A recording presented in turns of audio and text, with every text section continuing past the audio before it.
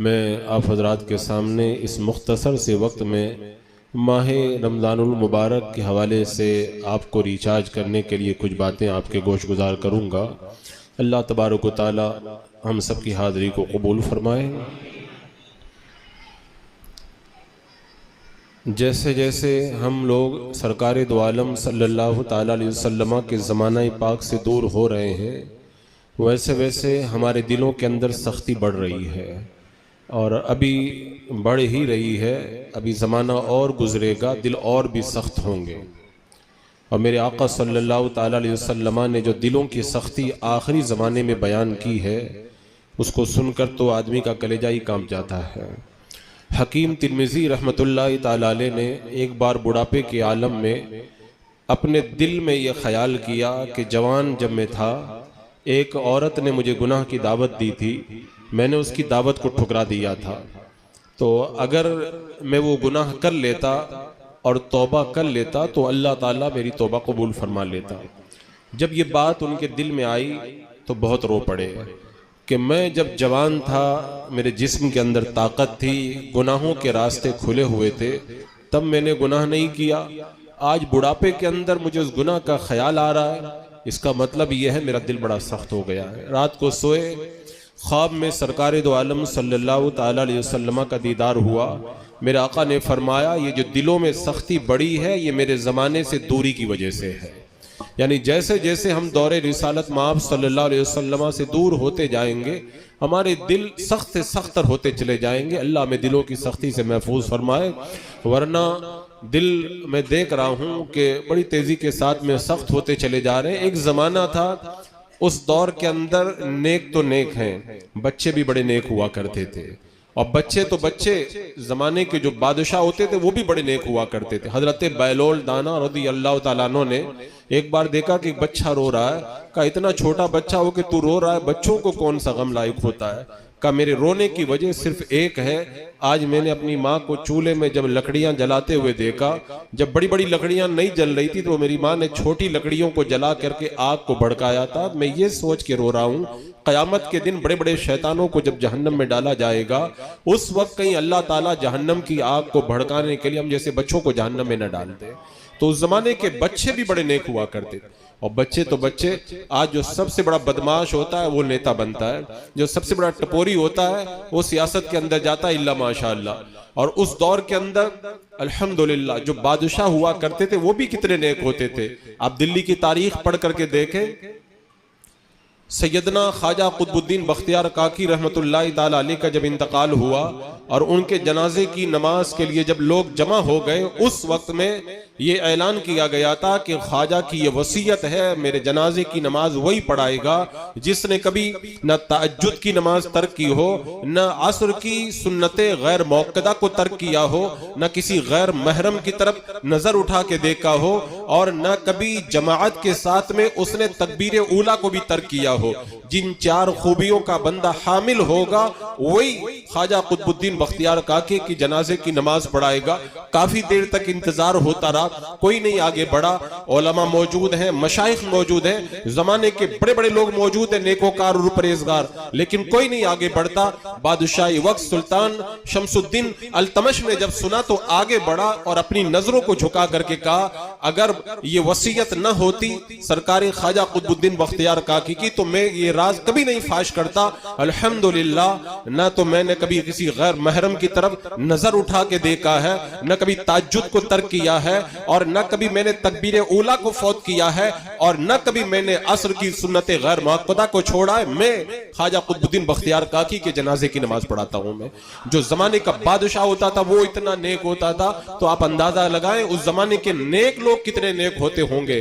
लेकिन जैसा कि मैंने बताया कि दौरे रिसालत माब सल्लल्लाहु तआला अलैहि वसल्लम से जैसे जैसे हम दूर होते गए, हमारे दिलों के अंदर सख्तियां बढ़ती गई। अल्लाह का ये तो शुक्र है कि परवरदिगार आलम ए मुकद्दस रातें और मुकद्दस दिन और मुकद्दस महीने हमें अता फरमाता है, ताकि दिलों में जो सख्तियां हैं, इन मुकद्दस रातों में, इन दिनों में, इन महीनों के अंदर दिल का जंग दूर हो जाए और हमारे अंदर नेकी का जज्बा पैदा हो जाए। अल्लाह का शुक्र है एक बार फिर माह रमजान मुबारक हमारे दरमियान जलवा अफरोज होने वाला है। जब हम पैदा नहीं हुए थे माह रमजान आया था, उससे हम फायदा नहीं उठा सकते थे। जब हम मर जाएंगे माह रमजान फिर भी आएगा, हम फायदा नहीं उठा पाएंगे। माह रमजान हमारे लिए वही फायदा मंद है जो हमारी जिंदगी के अंदर आए।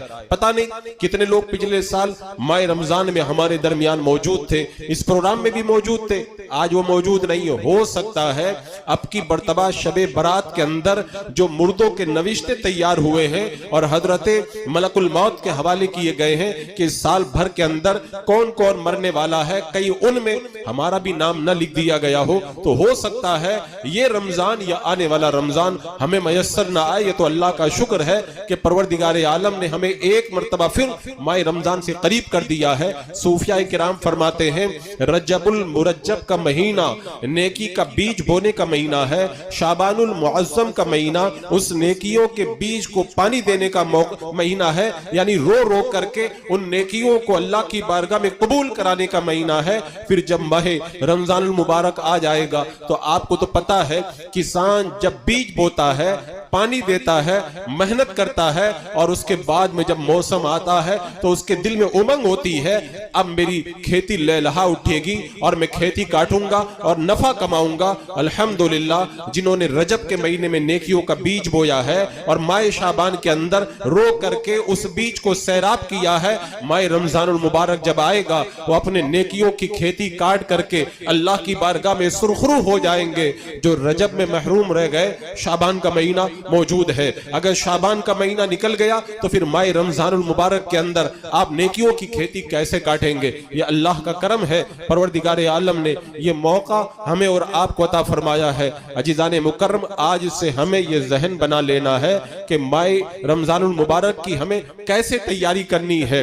मैं सबसे पहले तो ये कहूंगा माह रमजानुल मुबारक की तैयारी अहले ईमान ही के लिए मुफीद है, जो कुफ्र कर ले, जो गुस्ताखे नबी बन जाए उनके लिए मुफीद नहीं है। तो माह रमजानुल मुबारक की तैयारी के लिए सबसे पहला काम ये करें अपने सारे गुनाहों से तौबा करें और रब की बारगाह में ये भी अर्ज करें मौला अगर मुझसे कभी कुफ्र या शिर्क सरजद हुआ है मैं तेरी बारगाह में तौबा करता हूं। उसके बाद में तजदीद ईमान करें और अगर बीवी रखते हैं तो तजदीद निकाह भी कर लें। उसके बाद में जब माह रमजान आपके ताजा ईमान के साथ में आएगा तो इंशाअल्लाह उसकी बहारों से आप माला माल हो जाएंगे। तो मैं ये चाहता हूं कि इससे पहले कि मैं अपनी गुफ्तगू को आगे बढ़ाऊं हम लोग पहले तजदीद ईमान कर लेते हैं। मैं चंद जुमले पढ़ाता हूं, सब हजरात मेरे साथ में पढ़े। ऐ अल्लाह मैं तेरी बारगाह में अपने तमाम गुनाहों से तौबा करता हूं। ऐ अल्लाह अगर मुझसे जिंदगी में कभी कुफ्र और शिर्क सरजद हुआ हो तो मैं तेरी बारगाह में उससे भी तौबा करता हूं। ऐ अल्लाह मेरी तौबा कबूल फरमा। अस्तगफिरुल्लाह रब्बी मिन कुल्लि ज़ंबिन व अतूबु इलैहि ला इलाहा इल्लल्लाहु मुहम्मदुर रसूलुल्लाह अशहदु अल्ला इलाहा इल्लल्लाहु व अशहदु अन्ना मुहम्मदन अब्दुहु व रसूलुहु आमन्तु बिल्लाहि व मलाइकतिहि व कुतुबिहि व रुसुलिहि वल यौमिल आखिरि वल क़द्रि खैरिहि व शर्रिहि मिनल्लाहि तआला वल बाअसी बअदल मौत। ये हमने तजदीद ईमान किया है। अल्लामा शामी रहमतुल्लाह तआला अलैह फरमाते हैं हर दिन तजदीद ईमान करना चाहिए और हर 15 दिन में तजदीद निकाह भी करना चाहिए, क्योंकि हमारी जबान से कुछ गलत कलिमात निकल जाते हैं, हम ईमान से खारिज हो जाते हैं, उसके बाद में हमारा कोई अमल मकबूल नहीं होगा। और फरमाते अगर मर्द कोई गलत बात न निकाले तो औरतों की जबान तो काबू में रहती नहीं है, वो पता नहीं क्या क्या बोल जाती हैं। लिहाजा तजदीद निकाह का भी एहतमाम करना चाहिए। अब माह रमजान मुबारक चूंकि हमारी निगाहों के सामने है। अच्छा एक बात मैं यहाँ पर यह भी अर्ज कर दूं, बहुत सारे लोग कुछ नेकियां करते हैं तो उनके दिल के अंदर ये ख्याल होता है हम तो नमाज तो पढ़ते ही हैं, हम तो नेक काम करते ही हैं, हमें मजीद कुछ करने की जरूरत नहीं है। यहाँ पर आगे बढ़ने से पहले मैं एक रिवायत आपके सामने रखूं ताकि आपके दिल के अंदर यह एहसास पैदा हो कि अभी हमने क्या किया है, कुछ भी नहीं किया है, आइंदा के लिए मैं कितना तैयार होना चाहिए। और ये जो रिवायत में बयान करने जा रहा हूं ना, इस रिवायत को बयान करने से पहले हजरत अबू हुरैरा 3 मरतबा बेहोश हो गए और हजरत अमीर मुआविया रज़ी अल्लाह ताला अन्हु ने सुना तो सुनते सुनते बेहोश हो गए।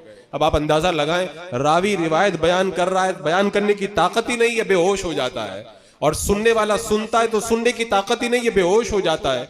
अब आप अंदाजा करें कि रिवायत कैसी रिवायत होगी। एक बार हजरत अबू हुरैरा रज़ी अल्लाह ताला अन्हु से किसी ने कहा था कि सरकार दो आलम सल्लल्लाहु ताला अलैहि वसल्लम से आपने कोई हदीस सुनी हो तो वो हदीस आप हमको सुना दे। हजरत अबू हुरैरा रज़ी अल्लाह ताला अन्हु फरमाते, हाँ मैंने सरकार दो आलम सल्लल्लाहु ताला अलैहि वसल्लम से एक हदीस पाक सुनी थी और मुझे वो जगह भी याद है। मेरे और सरकार दो आलम सल्लल्लाहु ताला अलैहि वसल्लम के अलावा तीसरा कोई नहीं था। उस हदीस को मैंने सुना है, समझा है, याद रखा है। वो हदीस पाक में तुम्हें सुना रहा हूं। उसके बाद में जैसे ही सुनाने के लिए आपने जबान खोली, इतना रोए इतना रोए इतना रोए कि आप पर गशी तारी हो गई, बेहोश होकर के गिर गए। थोड़ी देर के बाद में होश आया, कहा हाँ मैं तुम्हें वो हदीस सुनाता हूं जिसको मैंने अल्लाह के रसूल सल्लल्लाहु ताला अलैहि वसल्लम से खुद सुना है, समझा है, याद रखा है। मेरे और सरकार दो आलम सल्लल्लाहु अलैहि वसल्लम के अलावा तीसरा कोई नहीं था। उसके बाद में जैसे ही सुनाने का इरादा किया, बेहोश, और इतना रोए, रोते रोते बेहोश होकर के गिर गए। थोड़ी देर के बाद में फिर होश आया, कहा हाँ मैं तुम्हें वो हदीस सुनाता हूं जो मैंने अल्लाह के रसूल सल्लल्लाहु ताला अलैहि वसल्लम से खुद सुनी है, मेरे कानों ने सुना है, मैंने याद रखा है, और मेरे और सरकार दो आलम सल्लल्लाहु अलैहि वसल्लम के अलावा तीसरा कोई नहीं था। और जैसे ही फिर बयान करना शुरू किया, रोना शुरू कर दिया और सर झुका करके रोते रहे, रोते रोते बेहोश होकर के गिर गए। 3 मरतबा बेहोश हुए। उसके बाद में जब होश आया तो कहा हाँ मैं तुम्हें वो हदीस सुनाता हूं जो मैंने सरकार दो आलम सल्लल्लाहु अलैहि वसल्लम से सुनी है।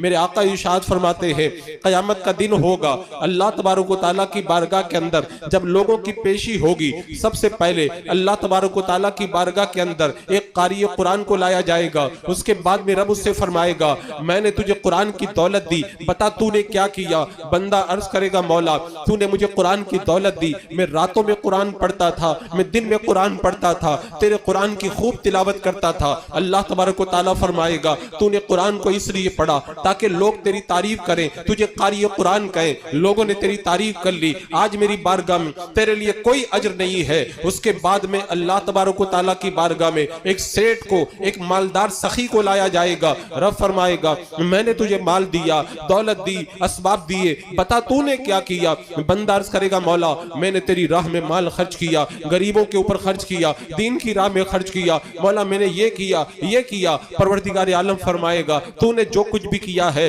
अपनी तारीफ के लिए किया है, लोगों ने तेरी तारीफ कर दी, आज मेरी बारगाह में तेरे लिए कुछ नहीं है। उसके बाद में अल्लाह तबारक व तआला की बारगाह में एक शहीद को लाया जाएगा जो जिहाद करते करते शहीद हो गया। रब फरमाएगा, मैंने तुझ पर इनाम व इकराम की बारिशें की, बता बंदे तू मेरी बारगाह में क्या लेकर के आया है। बंदा अर्ज करेगा, मौला मैंने तो तेरी राह में अपनी जान को भी लुटा दिया और मैंने शहादत का मकाम पाया। रब फरमाएगा, तूने इसलिए जिहाद किया ताकि लोग तेरी तारीफ करें, लोगों ने तेरी तारीफ कर दी, आज मेरी बारगाह में तेरे लिए कुछ नहीं है। उसके बाद में हजरत अबू हुरैरा ने जो जुमला कहा, कसम खुदा की हमने आज तक जितनी तैयारी की है ना, उस तैयारी पर एक नजर डाल करके देखना हमारी तैयारी कैसी तैयारी है। हजरत अबू हुरैरा कहते हैं, कौनैन के दूल्हा सल्लल्लाहु ताला अलैहि वसल्लम ने इरशाद फरमाया, फिर क़यामत के दिन जहन्नम को सबसे पहले इन्हीं 3 लोगों के लिए भड़काया जाएगा, और कारी कुरान को, अल्लाह की राह में सखावत करने वाले मालदार को,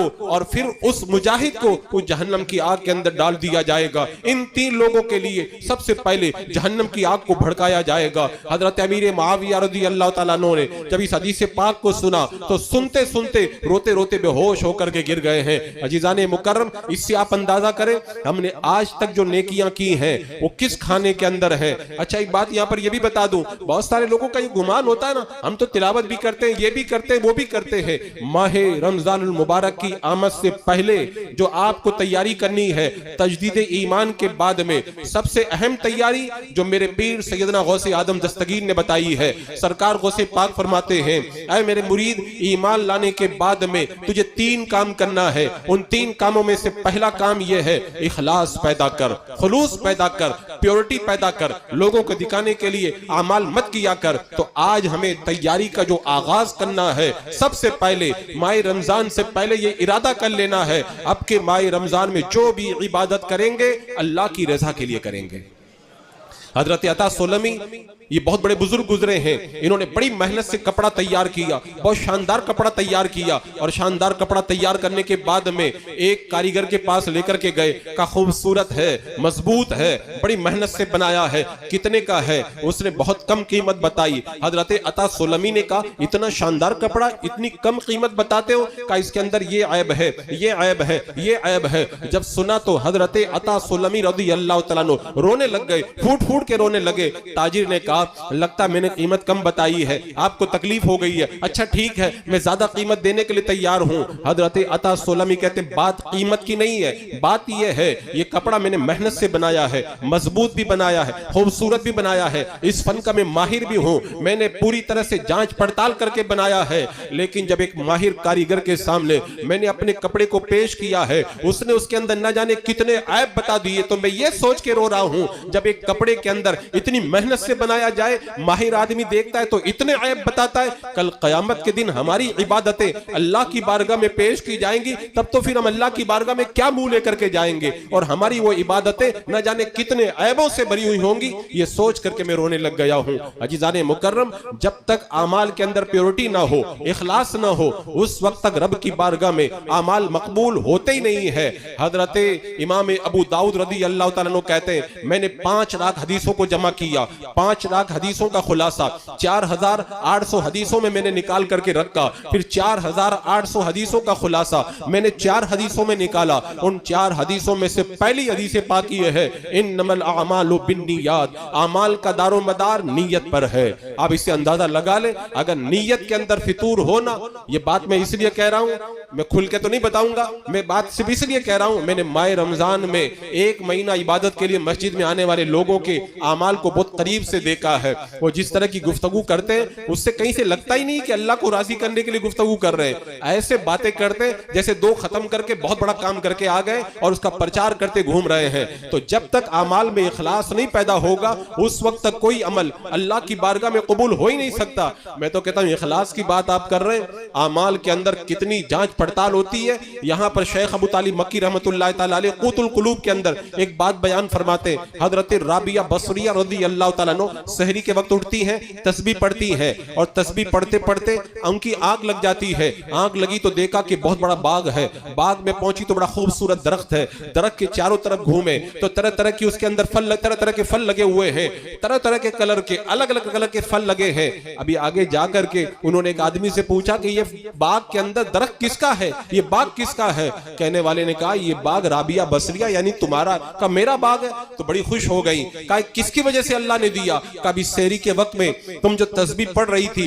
उसका बदला अल्लाह ने तुम्हें ये बाग अता किया है। अब बाग में जब घूम रही है, एक जगह पहुंची तो देखा दरख्त के ऊपर जो गोल्डन कलर के, सुनहरी कलर के फल थे वो टूट करके नीचे गिरे हुए हैं। कहा अगर ये फल ऊपर लगे होते ना तब और अच्छे लगते, बड़े खूबसूरत लगते। पूछा ये फल नीचे क्यों टूट गए? तो जवाब देने वाले ने कहा जब तुम सहरी के अंदर तस्बीह पढ़ रही थी, अचानक तुम्हारे दिमाग में ये ख्याल आया, मैंने आटा गूंद करके रखा था, वो आटा खमीर हुआ है कि नहीं हुआ है? जैसे ही तुम्हारा ख्याल अल्लाह की बारगाह से हट करके आटे की तरफ गया, तुम्हारे ये फल टूट करके नीचे गिर गए हैं। इसी आप अंदाजा लगा ले, अगर इतना ख्याल भटक जाए तो चंद फल टूटते। अगर हम अपने अमाल का जायजा लेना तो हमारा तो पूरा का पूरा दरख्त मरने से पहले ही खत्म हो जाना चाहिए। ऐसे हमारे अमाल हैं, ऐसे हमारे अमाल हैं। अजीजाने मुकर्रम, माह रमजान की तैयारी का सबसे अहम बाब सैयदना सरकार गौसे आजम रज़ी अल्लाह तआला अन्हु के इरशादात की रोशनी में मैं ये आपको बताता हूं। सरकार गौसे पाक ने फरमाया ईमान के बाद में सबसे पहले आमाल के अंदर इखलास पैदा करो। आज वो चीज हमारे अंदर रफ्ता रफ्ता बड़ी तेजी के साथ में खत्म होती चली जा रही है। अब उसके बाद में ये तो एक अलग मुकम्मल उन्वान है, लेकिन अब रमजान मुबारक की आप तैयारी करें तो तैयारी के लिए क्या चाहिए? दिल हाजिर होना चाहिए। अगर दिल हाजिर नहीं है तो आप कुछ भी नहीं कर सकते, क्योंकि सारा दारो मदार जो है वो दिल पर है। सैयदना सरकार उम्मुल मोमिनीन ये हजरत उम्मुल आयशा सिद्दीक़ा रज़ी अल्लाह तआला अन्हा की बारगाह में एक खातून आती है और आकर के कहती है कि मेरा दिल बड़ा सख्त हो गया, मैं क्या करूं? तो आपने फरमाया दिल की सख्ती का यही इलाज, अपनी मौत को याद किया करो। अब वो चंद दिनों के बाद आई, शुक्रिया अदा करने लगी कि आपने बड़ा अच्छा वजीफा बताया। यानी बंदा जब दिल सख्त हो जाता है तो नेक काम में दिल नहीं लगता है, और जब दिल के अंदर नरमी पैदा होती है तो नेक कामों में मजा आता है। तो माह रमजान मुबारक से पहले सबसे जरूरी काम ये करें, अपने दिल के अंदर नरमी पैदा करें। और नरमी पैदा करने का तरीका वही है कि शबे बारात के अंदर जो मौत के नविश्ते तैयार हुए, पता नहीं उनके अंदर हमारा भी नाम लिख दिया गया हो, अपनी मौत को निगाहों के सामने रख के इंशाअल्लाह दिल के अंदर नरमी पैदा होगी। और फिर माह रमजान मुबारक की कदर समझें। जब किसी चीज की कदर मालूम नहीं होती है तब बंदा क्या करता है, उसके अंदर तवज्जो नहीं देता है। और अगर कदर मालूम हो जाए ना तो फिर बंदा क्या से क्या करता है। और मेरे आका सल्लल्लाहु ताला अलैहि वसल्लम ने माह रमजान मुबारक की कदर को बताने के लिए शाबानुल मुअज्जम के आखिर अय्याम के अंदर खुतबा देकर के बताया, लोगों तुम्हारे पास में ऐसा महीना आ रहा है जिसका पहला अशरा रहमत है, दूसरा अशरा मगफिरत है और तीसरा अशरा जहन्नम से आजादी है। और उस महीने के अंदर एक ऐसी रात आती है जो 1000 महीनों से बेहतर है। और अल्लाह तबारक व तआला इस रात के अंदर कितनी रहमतें नाजिल फरमाता है। मेरे आका ने फरमाया रोजाना 10 लाख लोगों को जहन्नम से आजादी दी जाती है। और जब महीना मुकम्मल हो जाता है तो पूरे महीने में जितने लोगों की मगफिरत हुई है अल्लाह तबारक व तआला आखिर रात के अंदर उतने ही लोगों की मगफिरत फरमाता है। तो जब बंदों को यह कदर मालूम हो जाएगी तब ना बंदा इस्तिक़बाल करेगा। मेरे आका अलैहिस्सलाम ने फरमाया था एक बार में, तुम्हें मालूम है तुम किसका इस्तिक़बाल कर रहे हो और तुम्हारा कौन इस्तिक़बाल कर रहा है। तुम्हें मालूम है तुम किसका इस्तिक़बाल कर रहे हो और तुम्हारा कौन इस्तिक़बाल कर रहा है। तुम्हें मालूम है तुम किसका इस्तिक़बाल कर रहे हो, तुम्हारा कौन इस्तिक़बाल कर रहा है। हजरत उमर रज़ी अल्लाह तआला अन्हु कहते हैं, या रसूल अल्लाह, क्या दुश्मन हमला करने वाला है या कोई वही नाजिल होने वाली है। मेरे आका अलैहिस्सलाम ने फरमाया, न तो दुश्मन हमला करने वाला है और न वही नाजिल होने वाली है, बल्कि एक ऐसा महीना तुम्हारे दरमियान जलवा अफरोज होने वाला है जिसकी पहली ही रात में अल्लाह तबारक व तआला तमाम अहले ईमान की मग़फ़िरत फरमा देता है। यानी मेरे आका अलैहिस्सलाम ने इसका इस्तिक़बाल करने का तरीका बताया और इतना एहतमाम फरमाया। हजरत अनस रज़ी अल्लाह तआला अन्हु कहते, शाबान का महीना आते ही सहाबाए किराम कुरान की तिलावत में लग जाते थे, अपने मालों की ज़कात निकाल देते थे। यानी हम लोग रमजान में ज़कात निकालते ना, सहाबा रमजान की तैयारी कैसे करते थे, सारे काम पहले ही कर लेते थे। शाबानुल मुअज्जम में तिलावत, वैसे तिलावत तो रोजाना करते थे, तिलावत का मतलब ही और ज्यादा तिलावत करने लग जाते थे। वरना सहाबा किराम की तिलावत का तो ये आलम है। मेरे आका सल्लल्लाहु ताला अलैहि वसल्लम जब मदीने में रात में गश्त करते थे तो अलग अलग घरों के अंदर से आवाजें आती थी, कहीं से कोई कुरान पढ़ रहा है, कहीं से नमाज की आवाज आ रही है, कहीं से रोने की आवाज आ रही है, कहीं से जो है वो सजदे के अंदर तस्बीह की आवाज आ रही है। एक बार मेरे आका सल्लल्लाहु ताला अलैहि वसल्लम रात की तन्हाई के अंदर मदीने की गलियों में निकले, एक मकान से आवाज आ रही थी और कुरान की तिलावत कर रही थी और पढ़ने वाली कोई जवान औरत नहीं थी, बूढ़ी औरत थी। आज तो हमारे जवानों को भी रात में उठने की तौफीक नहीं होती है, रात में कैसे कैसे नींद खुलेगी। उस जमाने की औरतें जो बूढ़ी हो गई थी वो भी रातों में उठ करके इबादत करती थी। बूढ़ी औरत घर में रात में उठ करके कुरान पढ़ रही है। जब उसने ये सूरा पढ़ी ना, हल अता का हदीसुल गाशिया, क्या तुम्हारे पास में छा जाने वाली कयामत की खबर आई। मेरे आका सल्लल्लाहु ताला अलैहि वसल्लम ने जब सुना, आपके कदमे मुबारक उस बूढ़ी औरत के मकान की तरफ बढ़ गए और मेरे आका सल्लल्लाहु ताला अलैहि वसल्लम ने उस औरत के मकान की दीवार से अपने सरे पाक को लगा दिया और रोने लगे और रोते रोते फरमाया, नाम अतानी नाम अतानी नाम अतानी, हाँ हाँ मेरे पास में कयामत की खबर आई, मेरे पास में कयामत की खबर आई, मेरे पास में कयामत की खबर आई। ये माहौल था सहाबा का, लेकिन उसके बावजूद भी फरमाते हैं रमजान के आने से पहले सहाबा ऐसे तैयारी करते थे। हजरत अनस कहते माह शाबान में तिलावतों का हुजूम हो जाता था और फिर लोग अपने मालों की ज़कात भी निकालना शुरू कर दिया करते थे। माह रमजान मुबारक का इस्तकबाल मेरे आका अलैहिस्सलाम ने किस अंदाज के अंदर बताया। जब माह रजब आता था मेरे आका अलैहिस्सलाम दुआ करते थे, ऐ अल्लाह रजब में और शाबान में बरकत दे, हमें रमजान तक पहुंचा दे, रमजान तक पहुंचा दे। आज हमें भी दुआ करना चाहिए। पता नहीं माह रमजान मुबारक के आने से पहले पहले हम लोग दुनिया से न चले जाएं, तो अल्लाह की बारगाह में दुआ करें, मौला हमें माह रमजान मुबारक तक पहुंचा दे। असल में मामला ये है कि लोगों को कदर मालूम नहीं है। सबसे बड़ी बात जो मैं समझता हूं, जो मैंने गौर किया, कदर अगर मालूम हो जाए ना, आप मुझे बताएं, अगर मार्केट के अंदर आज सोना बहुत महंगा हो चुका है, अगर आज ये ऐलान हो जाए कि सोना जो है वो सस्ता कर दिया गया है 1 हफ्ते के लिए और 1 तोला सोना सिर्फ 10,000 10,000 रुपए में मिलेगा।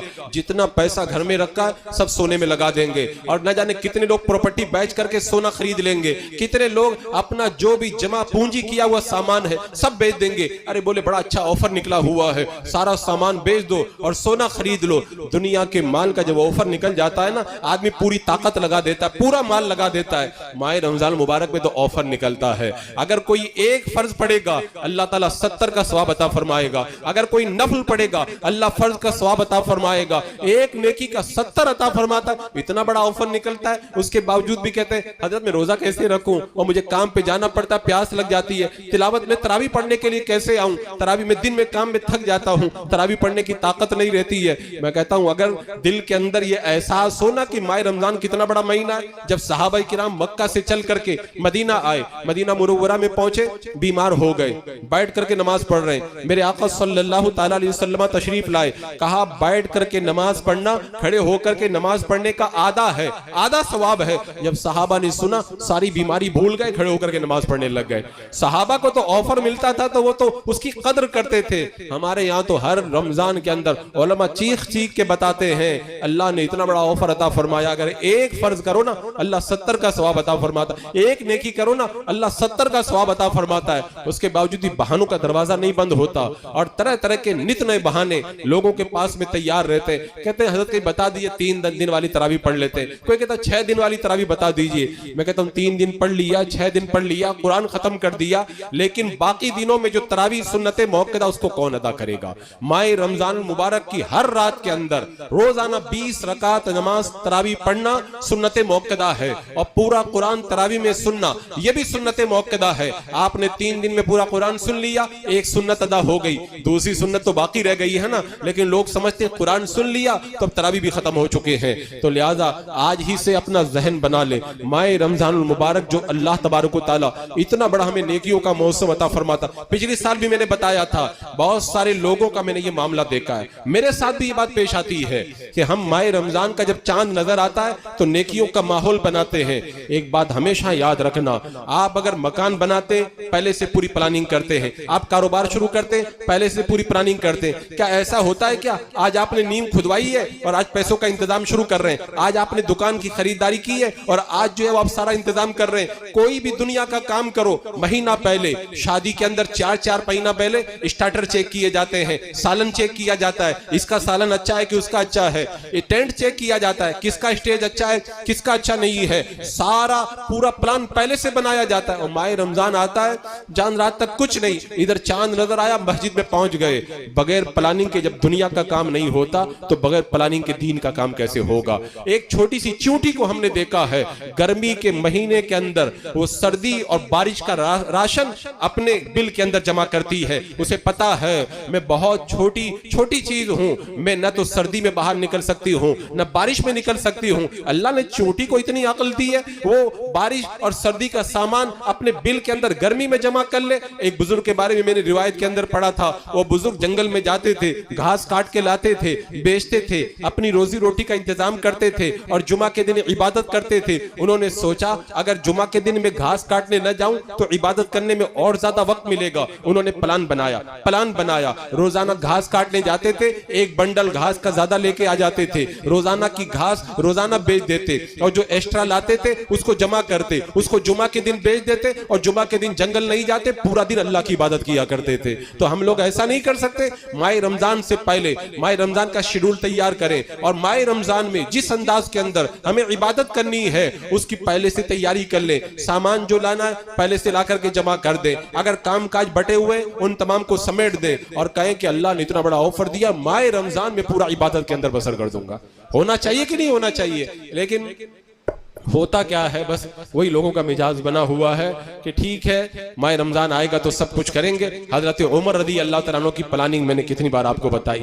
हजरत सैयदना उमर रदी अल्लाह तआला अन्हु की प्लानिंग का आलम यह है, अल्लाहु अकबर कबीरा। मैंने रिवायतों में पढ़ा जब हिजरत करके मुसलमान मदीना मुनव्वरा से जब चले, मक्का मुकर्रमा से मदीना मुनव्वरा चले गए, जाने के बाद में जब मेरे आका अलैहिस्सलातु वस्सलाम की दरसगाह इल्म को जब सजाया गया, हजरत उमर ने अपने पड़ोस में रहने वाले अंसारी से कहा था मेरे आका अलैहिस्सलाम की बारगाह में इल्म के मोती लुटाए जाते हैं, हमें वो भी लेना है, और हमने जो अपने बाल बच्चों को भी पालना है, क्या करें? हजरत उमर कहते एक काम करो, एक दिन तुम हुजूर की बारगाह में जाके सरकार के फरामीन सुन के आया करो, मैं काम पे चला जाऊंगा, जब मैं आऊंगा तो मुझे आकर के बता दिया करो, और दूसरे दिन मैं हुजूर अलैहिस्सलाम की बारगाह में जाऊंगा, तुम काम पे चले जाना, हुजूर ने क्या बताया वो आकर के मुझे बता देना। यानी हजरत उमर ने अपने पड़ोसी के साथ में प्लान बनाया, एक दिन तुम कमाना, एक दिन मैं कमाने जाऊंगा, एक दिन तुम सरकार की बारगाह में जाना, एक दिन मैं जाऊंगा, ताकि हमारा कामकाज भी चलता रहे और हुजूर अलैहिस्सलाम की बारगाह में जो इल्म के मोती मिलते हैं वो मोती भी हम समेटते रहे।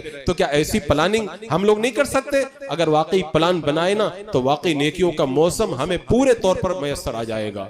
तो आज ही से ये तैयार कर ले। और बाकी अब जो इतना वक्त भी नहीं कि पूरा शेड्यूल में आपको बताऊं, मैंने पिछले साल जो है पूरा शेड्यूल भी बता दिया था, मुख्तसरन में चंद जुमले बता देता हूं। माह रमजान मुबारक के अंदर आप पुख्ता इरादा करें, सहरी के वक्त की बड़ी कदर करें, दो वक्तों की कदर करें, एक सहरी की और एक इफ्तारी की। मैंने लोगों को देखा है सहरी के अंदर सहरी खाई, इधर लेट गए उधर लेट गए, इफ्तारी के वक्त में रोड पर ये खरीदा वो खरीदा, जब अजान में 2 मिनट रह गए तो दौड़ के घर पे पहुंचे।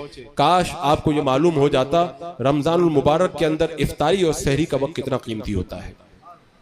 हजरत सुफियान सौरी रहमतुल्लाह ताला अलैह फरमाते सहरी के वक्त में एक हवा चलती है, लोगों की तिलावत, उनके जिक्र और उनकी दुआओं को उठा के अल्लाह की बारगाह में लेके जाती है।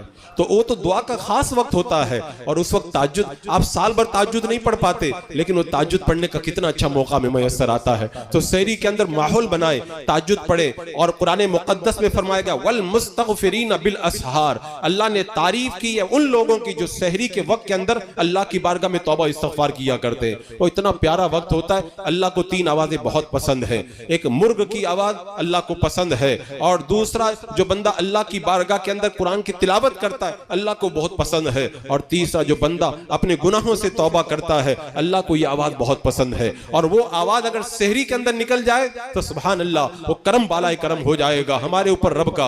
अजीजाने मुकर्रम, तो सहरी के वक्त की बड़ी कदर करें। हमने अपने बुजुर्गों को देखा है सहरी का बड़ा एहतराम करते थे, और उसके बाद में बहुत सारे लोग क्या किया, इधर नमाज पढ़ी और जाकर के सो जाते हैं। और दिनों में तो आप सो जाएं, लेकिन माह रमजान मुबारक के अंदर आप नमाज फजर से जब फारिग हो जाएं तो इतनी देर तक बैठे रहें कि सूरज निकल आए, उसके बाद में जब 20 मिनट गुजर जाएं, मकरूह खत्म हो जाए, तो आप 2 रकात नमाज इशराक जरूर पढ़े, क्योंकि हदीस पाक में आता है अल्लाह ताला ऐसे बंदे को हज और उम्रा का सवाब अता फरमाता है। हमारे पास पैसा नहीं, हज और उम्रा नहीं कर सकते, कम से कम सवाब तो समेट लेना। आज मैंने ये बात बार बार कहता हूं, हमें कदर नहीं मालूम है। मैंने एक रिवायत में पढ़ा, क़यामत के मैदान में एक शौहर अपनी बीवी से कहेगा मेरे बारे में क्या कहती है तू? आप बहुत अच्छे शौहर हैं, आप बहुत अच्छे शौहर हैं, बहुत तारीफ करेगी। आखिर के अंदर वो शौहर कहेगा जब मैं इतना अच्छा हूं तो एक काम करो, मुझे एक नेकी की जरूरत है, एक नेकी दे दो। तो बीवी क्या कहेगी? बीवी कहेगी कि तुमको जो हालत दरपेश है मुझे भी डर है कहीं वो हालत मुझे भी पेश ना आ जाए, मैं तुम्हें नेकी नहीं दे सकती हूँ। अपने बेटे के पास जाएगा, कहेगा बेटा मेरे बारे में तेरा क्या ख्याल है? बेटा कहेगा बहुत अच्छे बाप हैं, और उसके बाद में अपने बाप की तारीफ करेगा। तो बाप कहेगा बेटा मुझे थोड़ी नेकी की जरूरत है, आप दे दीजिए। बेटा कहेगा अब्बा जान आपको जो हालत दरपेश है हो सकता है मुझे भी वही हालत दरपेश हो जाए, मैं नेकी तो नहीं दे सकता हूँ। क़यामत के मैदान में जो एक नेकी का भिखारी बन करके बंदा अपनी बीवी और अपने बच्चे के पास जाएगा वो भी नहीं देंगे, और यहाँ पे 2 रकात पे अल्लाह ताला हज और उम्रा का सवाब अता फरमा रहा है। लेकिन कदर अगर हो ना तो बंदा आज ही से तैयार कर ले। पढ़ेंगे ना सब लोग, फर्ज तो पढ़ना ही पढ़ना है, नफल के लिए वादा नहीं करवाता मैं, नफल के लिए वादा नहीं करवाता मैं, आपको सिर्फ ये दावत देता हूं कि आप पढ़ने की कोशिश करें। वरना जैसे बहुत सारे लोग काम पे जाते हैं तो थक जाते हैं, उनको तो सो जाना ही बेहतर है उनके लिए, क्योंकि वरना दिन के अंदर उन्हें रोजे के अंदर तकलीफ होगी। और उसके बाद में अगर आपके पास वक्त मौजूद है आप बैठ जाएं और फिर अपने सारे कामों को निपटाएं। कामों को निपटा करके जब सूरज की गर्मी बढ़ जाए उस वक्त आए और चाश की नमाज अदा करें। 12 रकात या 8 रकात चाश की नमाज जो बंदा पढ़ लेता है उसको मालूम है क्या मिलता है।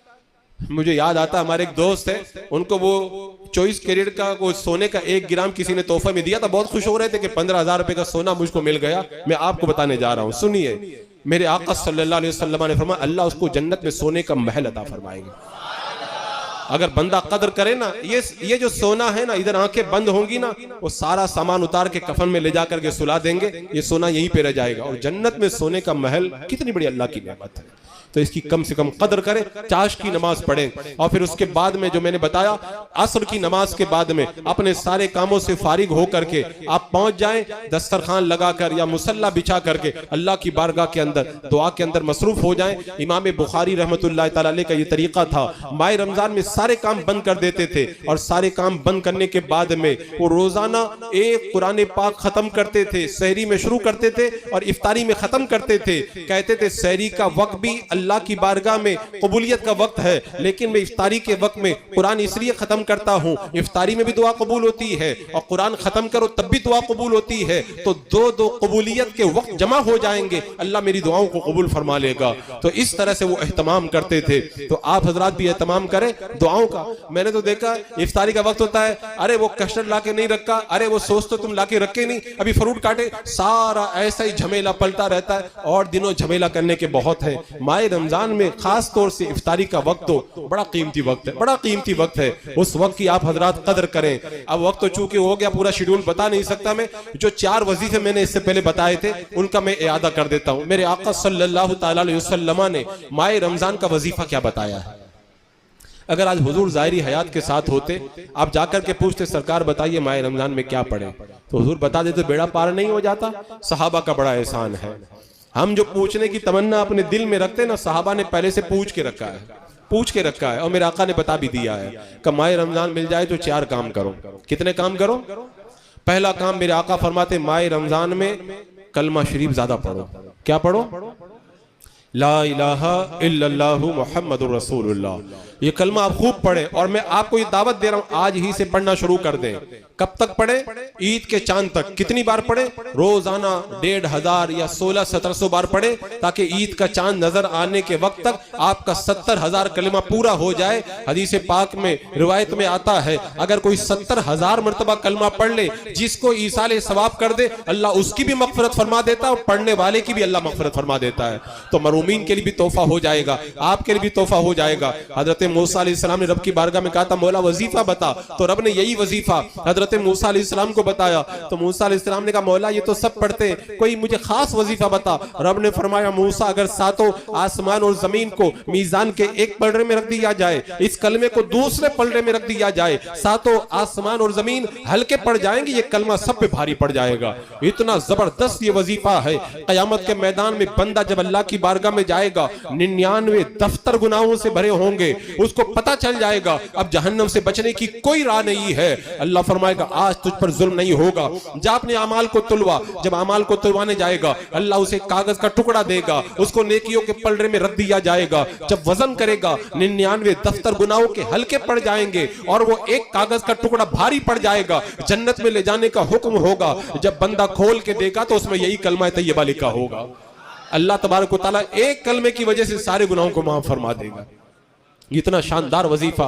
अच्छा यहाँ पे एक बात मैं ये भी बता देता हूँ, हम लोग जब इस तरह की बातें बताते हैं ना तो बहुत सारे लोग इग्नोर कर जाते हैं, बोले ये तो हम लोग पढ़ते ही रहते हैं। इनको छोटा मत समझो, छोटा मत समझो। आपने मालूम है ना कि जब कोई बंदा मरने वाला होता है ना, मरने वाला होता है तो पूरा समंदर पी करके जान नहीं बचाई जाती है, एक कतरे से जान बचती है। तो ये कलमा जो है वो आपकी क़यामत के दिन जान बचा लेगा। आप लोगों ने देखा होगा ना एक एक, अरे कितने लोग दुनिया के अंदर, मैं मिसाल में ये सब चीज नहीं देना चाहिए लेकिन समझाने के लिए बताता हूँ, 5 लाख वोट पा गए, एक वोट कम पड़ गया है तो सारी मेहनत बर्बाद हो गई है। खुदा ना करे क़यामत के मैदान में कि एक नेकी की कमी की वजह से हम लोग पकड़ लिए जाए। तो ये तो अच्छा मौका है, कलमा शरीफ एक बार पढ़ लो ना तो मीजान के ऊपर इतना भारी पड़ जाता है। तो कसरत से कलमा शरीफ पढ़े। और कलमा शरीफ पढ़ने का वक्त मैं आपको सबसे अच्छा बताता हूँ, सहरी के वक्त में सुबह सादिक से पहले उस वक्त जो कलमा शरीफ पढ़ा जाता है ना, मैंने अपने बुजुर्गों से सुना है वो दिल का मैल ऐसे साफ करता है जैसे लगता है कि खुरच खुरच करके दिल को सुथरा किया जा रहा है। और मेरे आका ने खुद फरमाया है लोहे को जंग लग जाता है, इसे दिल को भी जंग लगता है, और जैसे दिल को जंग लग जाए तो उसको साफ करने के लिए कलमा तैयबा पढ़ा जाए, अल्लाह कलमे की बरकत से दिल को सुथरा फरमा देता है। ये कलमा पढ़े, मेरे आका ने पहला वजीफा बताया। दूसरा वजीफा, सरकार दो आलम सल्लल्लाहु अलैहि वसल्लम फरमाते माह रमजान मिल जाए तो कसरत से अल्लाह की बारगाह में इस्तिग़फार करो। अब बहुत सारे लोग समझते हैं अस्तग़फिरुल्लाह अस्तग़फिरुल्लाह, ये इस्तिग़फार नहीं है। इधर अस्तगफिरुल्लाह कर रहे, उधर इरादा बन रहा है कि अभी वो मोबाइल के अंदर मुझे वो भी देखना। ये कैसा इस्तिगफार है? इस्तिगफार का मतलब तो ये था गुनाहों पे नादिम हो जाए बंदा, वादा करे आइंदा गुनाह ना करूंगा और पूरे तौर पे तहिया कर ले नेक बनने का। ये तौबा इस्तिगफार का मतलब होता है। तो आप इस्तिगफार करें अल्लाह की बारगाह में, फिर देखें अल्लाह तबारक व तआला उसके ऊपर कितना इनाम व इकराम अता फरमाता है। तौबा करने वाला बंदा अल्लाह का महबूब बन जाता है। तो माह रमजान में से वैसे भी तौबा कबूल होती है, आप इस्तिगफार करें। फिर मेरे आका ने फरमाया तीसरा काम ये करें, अल्लाह की बारगाह में माह रमजान में जन्नत बहुत मांगे, जन्नत मांगे। जन्नत इतनी आसान नहीं है। बहुत सारे लोग समझते हैं इधर अल्लाह की बारगाह में जाएंगे, उधर हिसाब होगा, फिर दौड़ते हुए जन्नत में चले जाएंगे। इतना आसान काम नहीं है जन्नत के अंदर जाना। इमाम गजाली रहमतुल्लाह तआला अलैह के विसाल के बाद में उन्हें ख्वाब में देखा गया, पूछा गया क्या हुआ? का रब की बारगाह में जब मेरी पेशी हुई तो रब ने फरमाया मेरी बारगाह में तुम क्या लाए हो? का मैंने अपनी इबादतों को, अपनी तसनीफात को, अपने दीनी कामों को सबको पेश किया, तो मेरा रब की बारगाह में कोई अमल काम नहीं आया। अल्लाह ने फरमाया तेरे एक अमल की वजह से आज मैं तेरी मग़फ़िरत फरमाता हूँ। इमाम गजाली कहते मैंने पूछा मौला वो कौन सा अमल है? रब ने फरमाया तुम एक बार किताब लिख रहे थे, उस जमाने में जब किताब लिखी जाती थी तो स्याही में कलम को डुबो करके लिखा जाता था, स्याही भरने वाला सिस्टम नहीं था। इमाम गजाली ने जब अपने कलम के निब को स्याही में डुबोया और जैसे ही लिखने का इरादा किया, उस स्याही के ऊपर एक मक्खी आकर के बैठ गई। आपने कलम को रख दिया कि लगता है मक्खी प्यासी है, और रब ने फरमाया तूने उस दिन मक्खी पे रहम किया था, आज मैंने तुझ पर रहम किया, तेरी मग़फ़िरत फरमा दी। एक एक नेकी क़यामत के दिन कितनी बड़ी नेकी बन करके बंदे के काम आ जाती है। हजरत शेख अबू बकर शिबली रहमतुल्लाह तआला अलैह जो सिलसिला क़ादिरिया के बड़े मशहूर इमाम हैं, उनके इंतकाल के बाद में उन्हें ख्वाब में देखा गया, पूछा गया रब की बारगाह में पेशी हुई तो क्या बना? का जब रब की बारगाह में मैं पहुंचा, रब ने फरमाया आए शिबली तुझे पता है मैंने तेरी मग़फ़िरत क्यों फरमाई? का मौला मैंने तेरी इबादत की थी। का नहीं। का मौला मैंने इखलास के साथ मैंने एक काम किए थे। का नहीं। का मौला मैंने हज ज़कात रोजा सब कुछ किए थे। का नहीं। का मैं एक एक अमल को बयान करता रहा, लेकिन रब ने फरमाया नहीं। का मौला फिर किस अमल की वजह से तूने मुझे जन्नत अता फरमाई? रब ने फरमाया बगदाद के अंदर ठंडी का मौसम था, तुम गली से गुजर रहे थे, एक बिल्ली सर्दी से ठिठुर रही थी, इस दीवार से उस दीवार पे फलांग लगा रही थी, तुम्हें तरस आ गया, रहम आ गया, तुमने अपने कंबल को निकाल करके उस बिल्ली को अपने कंबल के अंदर ले लिया, बिल्ली पर तुमने रहम किया, हमने तुझ पर रहम करके जन्नत अता फरमा दी। ये क़यामत के मामलात हैं। ये मत समझना कि क्या पता हमारे वुज़ू में कितनी कमियां, हमारी तहारतों में कितनी कमियां और हमारी नमाजों में तो कितनी कमियां, उसका अंदाजा ही नहीं कर सकते। ये मत समझना कि अपनी इबादतों की वजह से हम इतनी आसानी से जन्नत में चले जाए। बुखारी शरीफ की हदीस पाक है, मेरे आका फरमाते कोई भी अपने अमल की वजह से जन्नत में नहीं जाएगा, जो भी जाएगा अल्लाह की रहमत से जन्नत में जाएगा। साहिब क़ूतुल क़ुलूब खुद फरमाते हैं सहरी के वक्त के अंदर एक बुजुर्ग ने 2 रकात नमाज पढ़ी, नमाज पढ़ के सो गए तो देखा कि जन्नत में घूम रहे, बहुत बड़ा महल देखा, का इतना खूबसूरत महल किसका है? का ये महल तुम्हारा है। का क्यों? का तुमने अभी सहरी में 2 रकात पढ़ी, अल्लाह ने महल दे दिया। कह रहे घूमने लगा तभी मैंने देखा महल का कंगूरा टूट के नीचे गिरा है। मैंने कहा ये अगर ऊपर लगा हुआ होता तो बड़ा खूबसूरत महल लगता। का ये ऊपर ही लगा हुआ था, तुम अभी 2 रकात नमाज पढ़ रहे थे, नमाज के अंदर तुम्हारा ख्याल दुनिया की तरफ चला गया तो ये कंगूरा टूट करके नीचे गिर गया है। बताओ नमाज में दुनिया में अगर थोड़ा सा ख्याल चला जाए तो महल का एक कंगूरा टूट के गिर जाए, जाकर के सोचना अगर हमने इबादत कभी की है ना तो हमें जन्नत में महल मिला है ना, तो मिलने के बाद वो जमीन के अंदर पूरा जमींदोज भी हो गया होगा एक एक कंगूरा गिर करके, क्योंकि हमारे अमाल के अंदर इतनी कमियां हैं। तो मैं अर्ज ये कर रहा था, मेरे आका ने फरमाया माह रमजान मिल जाए तो अल्लाह से जन्नत मांगो, जन्नत मांगो। और चौथा काम अल्लाह की बारगाह में जहन्नम के अजाब से पनाह मांगो। आप तरावी में पढ़ते हो अल्लाह अजिन्ना मिनन नार, अल्लाह जहन्नम से पनाह। ये पनाह मांगना नहीं है, काम तो जहन्नम वाले करो, जहन्नम से पनाह मांगो। पनाह मांगने का तरीका मैं बताता हूँ। एक लिस्ट बनाएं, ये काम मैं करता हूँ, उसके बाद में टिक लगाएं, ये काम जन्नतियों वाले करता हूँ और ये काम जहन्नमियों वाले करता हूँ। फिर माह रमजान में जन्नत मांगना है और जहन्नम से पनाह मांगना है, तो ये काम तुम्हें करना होगा। जिन जिन कामों पे जन्नती की टिक लगाई है वो काम करें, और जिन जिन कामों पे आप टिक लगाएं कि जहन्नमियों वाले काम है उन कामों से परहेज करने लग जाए, तब मतलब होगा जहन्नम से पनाह मांगने का, वरना तो फिर कोई मतलब नहीं है। मुझे लगता है वक्त ज्यादा मैं बोल गया, मुझे आधा ही पौना घंटा दिया गया, तो इंशाल्लाह फिर वक्त मिलेगा तो फिर कभी गुफ्तगू होगी। ये 4 बातें मैंने बताई है, इनके ऊपर अमल करें। अब जिक्र का वक्त हो रहा, जिक्र होगा, दुआ होगी और इंशाल्लाह फिर सलात